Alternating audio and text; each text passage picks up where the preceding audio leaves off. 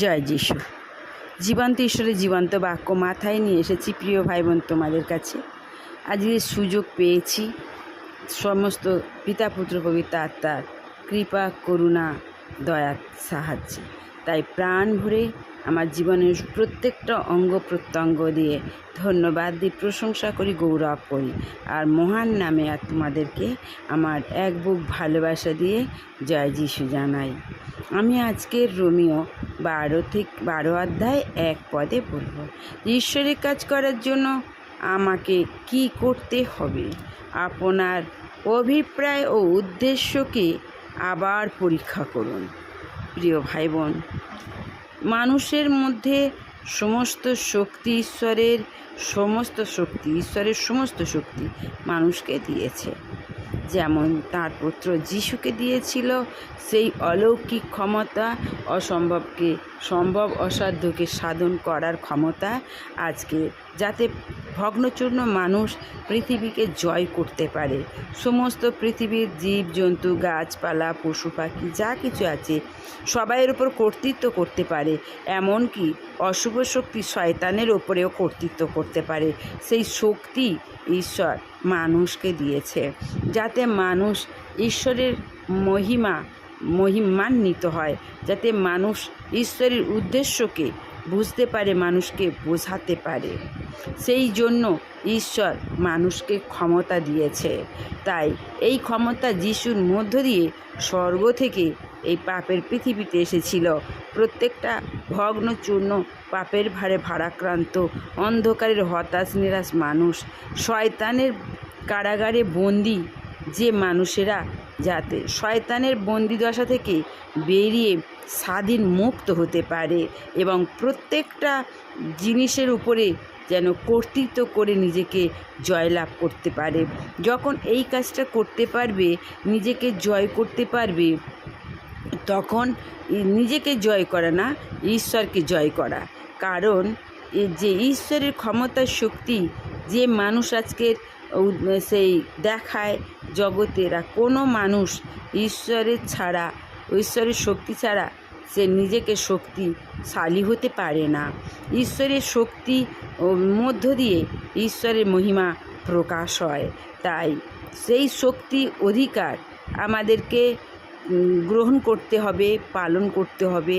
সেই শক্তি অধিকার পেতে গেলে আমাদের ঈশ্বরের বাক্য, আদেশ বাক্য পালন করতে হবে। আর মন প্রাণ দিয়ে আমাদের প্রত্যেকের যে অন্তর, মন, প্রাণ, আত্মা সব ঈশ্বরের চরণতলে সমর্পণ করে দিতে হবে। তবে ঈশ্বরের শক্তি আমরা লাভ করব এবং আমরা স্বর্গে যাবার অধিকার পাব এবং আমরা নতুন জন্ম লাভ করব, আর আমরা ঈশ্বরের সন্তানের যোগ্য হতে পারব। তাই জন্মপ্রাপ্ত সমস্ত খ্রিস্ট বিশ্বাসী যদি তাদের জীবনের উদ্দেশ্য ও লক্ষ্যকে আবার পরীক্ষা করে, তাদের কামনা বাসনাকে ক্রুশবিদ্ধ করে এবং ঈশ্বরের রাজত্ব প্রতিষ্ঠার জন্য তাদের জীবন আবার নতুন করে সমর্পণ করে, তাহলে দুনিয়া কাঁপানো সেই আত্মিক বিপ্লবের সূচনা হবে আবার। প্রিয় ভাই বোন, তাহলে কী বলল সুন্দর বাক্য!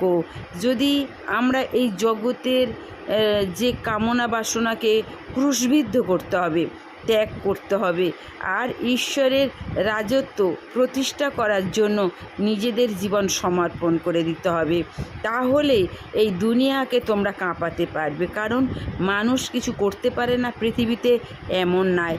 মানুষই পৃথিবীতে সব কিছু করতে পারে। তখন ঘরের মানুষ ঈশ্বরকে ভালোবেসে বিশ্বাস করে তারা এই পৃথিবীকে অনেক কিছু রাজত্ব করেছিল, কাঁপিয়েছিল। তাহলে যে ঈশ্বরের একটা কথায় এই বিশ্ব পৃথিবী কেঁপে যায়, আর সেই শক্তি মানুষকে দিয়েছে যে মানুষও তার মুখের কথায় এই বিশ্ব পৃথিবী কাঁপাতে পারে। তাহলে প্রিয় ভাই বোন, যেমন ঈশ্বর যেটা চায়, জগতের কোনো শক্তি দিয়ে মানুষ এই কার্য করতে পারে না। ঈশ্বরের আদেশ পালন করতে হবে, ঈশ্বরের জন্য জগতের অনেক কিছু ত্যাগ করতে হবে। যখন আমরা আমাদের নিজেদের আমিত্বটাকে ত্যাগ করে ঈশ্বরের আমিত্বটাকে গ্রহণ করে পালন করব, তখন আমরা ঈশ্বরের শক্তি, ঈশ্বরের ক্ষমতা আমরা লাভ করব। যখন ঈশ্বরের শক্তি ক্ষমতা লাভ করব, তখন আমাদের মধ্যে জেগে উঠবে এক নতুন চেতনা, জেগে উঠবে এক নতুন অভিজ্ঞতা। আমরা তখন নতুন জীবন লাভ করব আর ঈশ্বরের পবিত্র আত্মার শক্তি আমাদের লাভ করব। তখন ঈশ্বর আমাদের হৃদয়ে বসে তিনি তার কার্য সফল করবেন মানুষের মধ্য দিয়ে। ঈশ্বর মানুষের মধ্য দিয়েই তার স্বপ্ন, তার আশা আকাঙ্ক্ষা, তার সমস্ত কিছু চাওয়া পাওয়া বাসনা কামনা ঈশ্বরেরও আছে প্রিয় ভাই বোন। যেমন মানুষের আছে সমস্ত চাওয়া পাওয়া বাসনা কামনা, তেমন ঈশ্বরেরও আছে, তাদেরও আছে চাওয়া পাওয়া বাসনা কামনা মানুষকে নিয়ে। ঈশ্বর লোভ লালসায় জগতের নিজের আত্মার নিজের রক্ত মাংস দেহ বলো আত্মা বলো তাদের নিজের স্বার্থের জন্য চাওয়া পাওয়া আছে, কিন্তু ঈশ্বরের চাওয়া পাওয়া সম্পূর্ণ মানুষের জন্য। মানুষকে তারা পেতে চায়, মানুষের অন্তর মনটা তারা পেতে চায়। তাই সমস্ত চাওয়া পাওয়া কিন্তু ঈশ্বরের। মানুষ ছাড়া কিছু জানে না ঈশ্বর, মানুষের উদ্ধার মুক্তি ছাড়া কিছু জানে না। তেমনটা আমাদেরকেও হতে হবে। আমরা যেন ঈশ্বর ছাড়া, ঈশ্বরের বাক্য ছাড়া, ঈশ্বরের কাজ ছাড়া যেন কিছু না জানি। তবেই সেই মানুষেরা এই বিশ্ব পৃথিবী কাঁপিয়ে দিতে পারবে। আর তারা বলবে, পাহাড় তুমি উঠে ওই সমুদ্রের মধ্যে যাও। সেই পাহাড় তার মুখের কথায় সমুদ্রের মধ্যে যাবে। তারা বলবে যে খোঁড়া তুমি হাঁটো, তাদের মুখের কথায় যিশুর নামে হাঁটবে। তারা বলবে সমুদ্রের জল থামো, শান্ত হও, ঝড় থামো, বৃষ্টি থামো।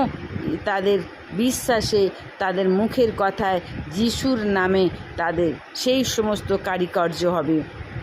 এই শক্তি, এই যে অলৌকিককে অসম্ভবকে সম্ভব, অসাধ্যকে সাধন শুধু একমাত্র হবে যিশুর নামের বিশ্বাসে। শুধু পবিত্র আত্মার শক্তিতে, ঈশ্বরের সাহায্যে আমরা এই লাভ করতে পারবো। প্রিয় ভাই বোন, এসো ঈশ্বরের হাতে হাত ধরো, জগতের হাতে নয়, জগতের মহে নয় আর নয়।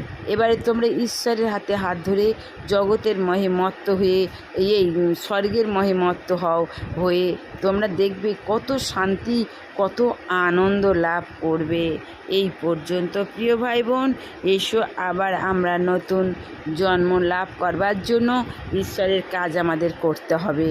তাই এই সমস্ত বাক্যগুলো তোমরা শেয়ার করবে, যত পারো তোমরা তত শেয়ার করো একে অন্যের কাছে, তোমাদের আপনজনের কাছে, হোয়াটসঅ্যাপে যাদের নাম তোমাদের খায়েতে লেখা আছে মোবাইলে, প্রত্যেকের কাছে শেয়ার করো। আর বেশি বেশি শেয়ার করো যেন মানুষের কাছে পৌঁছে যায়, আর মানুষের অন্ধকার পাপের মন দূর হয়ে, তাদের অন্ধকার দূর হয়ে আলো ফুটুক, তাদের নতুন জন্ম লাভ হোক, আর যিশুর নামে, যিশুর বাক্য দিয়ে। আর ঈশ্বর সন্তুষ্ট হবে, খুশি হবে। প্রিয় ভাই বোন, তাই সাবস্ক্রাইব, কমেন্ট, শেয়ার দিয়ে আমার পাশে থেকো, যাতে আমরা সবাই মিলে যেন ঈশ্বরের রাজ্য বাড়াতে পারি, এক নতুন রাজ্য বাড়াতে পারি, ঐশ্বরিক রাজ্য বাড়াতে পারি। সেখানে যেন শুধু ঈশ্বর পিতা, পুত্র, পবিত্র আত্মা আর আমরা থাকতে পারি। জয় যিশু। তোমরা ভালো থেকো, সুস্থ থেকো। ঈশ্বরের আশীর্বাদ তোমাদের মাথায় ওপরে ঝর্ণার মতো ঝরুক, বৃষ্টির মতো ঝরুক। তোমরা ভালো থাকো সব পরিবারে। জয় যিশু।